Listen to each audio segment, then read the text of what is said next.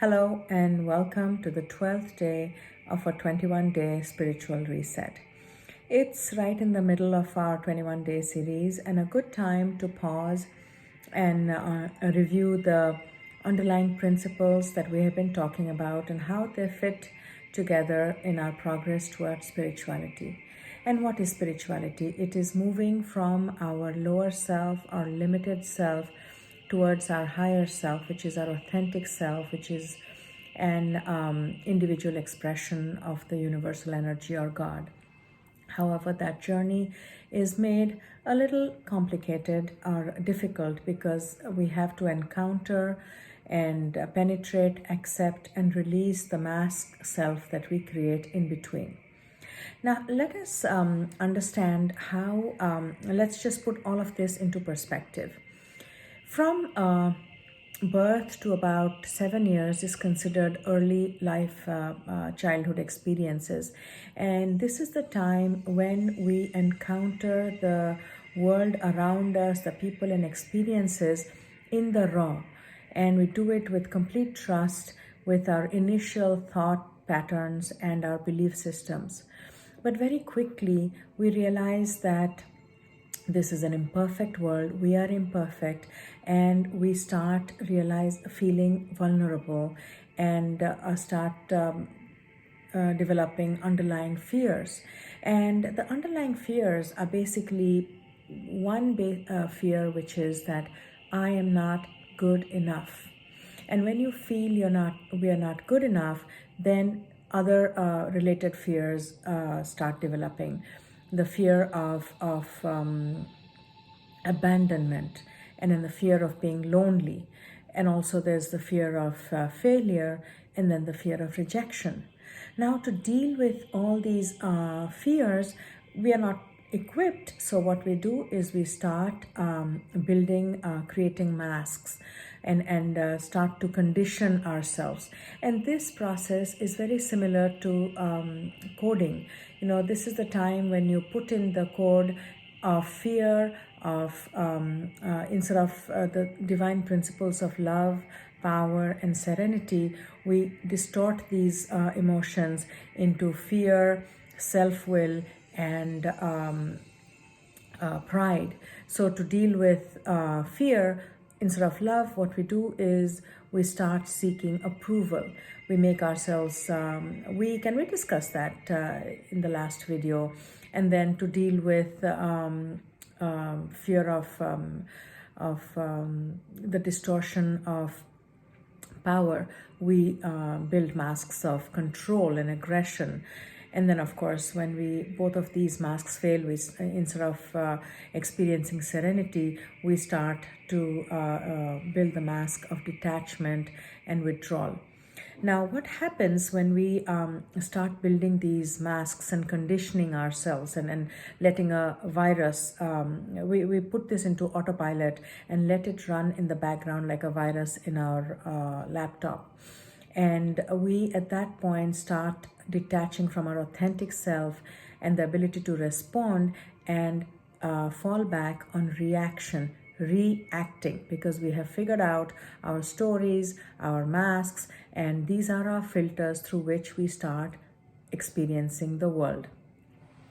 What happens when we start putting these filters is that all our experiences, the majority of it that we do not know how to process, start sinking into our subconscious, and then they direct us and drive us until we are aware of it, and then we feel like it's our destiny or fate.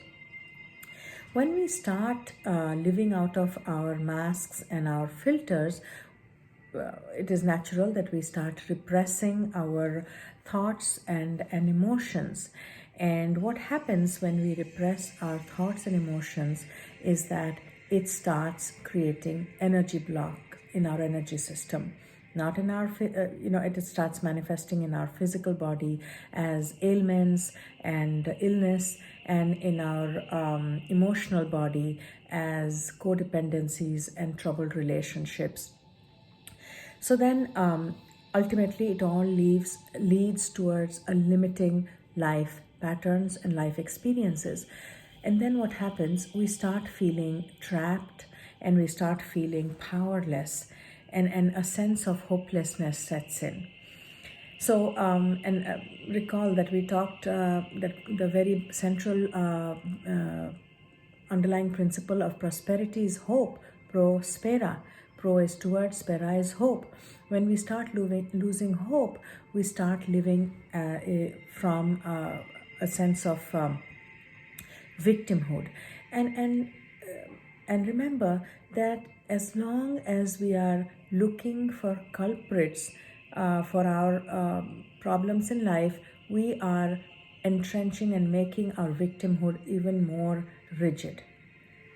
So, what is the solution? What is the solution to releasing these energy blocks? And because if we don't do it, it sits in our subconscious as a vibrational magnet and attracts or more situations, people, events that make us feel powerless, helpless, and like a feeling of trapped. Now, the solution is to change our perspective. When we change our perspective, we go from breaking down to breaking through. And how do we do that? We have to, first of all, understand, take time off. We have to dedicate time to ourselves, take time off to understand our life experiences. And to do that, you start exactly where you are, how you are. You don't require tremendous preparation. All you need is a commitment to understanding yourself, to familiarize yourself with your thoughts and your beliefs and your actions and your habitual patterns. And understanding that life happens for you, not to you. And all these challenging people and circumstances are teachers and messengers and are here to help us grow in our spiritual path. So, how do we, there is a process to this, and there are stages to this spiritual growth. So, the first stage is to, and it's a long journey. So it would be a foolish or a mistake to think that you're going to sit and meditate and you have all the answers and you'll suddenly see everything in its proper perspective, and then you understand your life purpose or dominant life purpose, know your life's calling. No, it doesn't happen like that. But you must have the faith and trust that you will be led and guided through that process once you commit to yourself for your self growth. So then what you become, the first thing is to become aware and familiarize yourself about your thoughts, your emotions, and your habitual patterns. The second is understanding your conditionings, understanding your masks, what masks or combination of masks you wear. And you can find that to help you on that path, you have to also start looking at your stories and try to understand why and what is lying under those stories. You'll have to spend time to dig and understand that. Next comes expanding your boundaries. What does that mean? It means stepping out of your comfort zone and being willing to walk into your fear. Everything that you've ever wanted is just outside your comfort zone, but we must be willing to walk towards our fears, become vulnerable. Unless we are willing to become vulnerable, we will not be able to encounter and face our fears. Then comes the stage of building strong foundations. That is the stage where you start to ground yourself and build a practice where you build rituals for your body, you build a purification system for your mind, like a forgiveness practice, gratitude practice, letting go. And Ho'oponopono is a perfect, a very simple but very effective practice for that, and also meditation to enhance your intellectual capacity to discriminate what is the right thing to do on this journey. Next comes when you spend time, dedicated time, you start connecting with your inner self. You detach. We talked about pratyahara, internalizing our awareness, and brahmacharya, bringing ascetic awareness to our food habits, our sleep habits, our entertainment habits, and our sexual habits, because that is where we generate energy as well as dissipate energy, and we can understand where we are losing power. Finally, when you're able to do that with certain level of confidence, you will be you would be ready to express your authentic self with confidence, knowing that the approval does not lie outside, it is inside.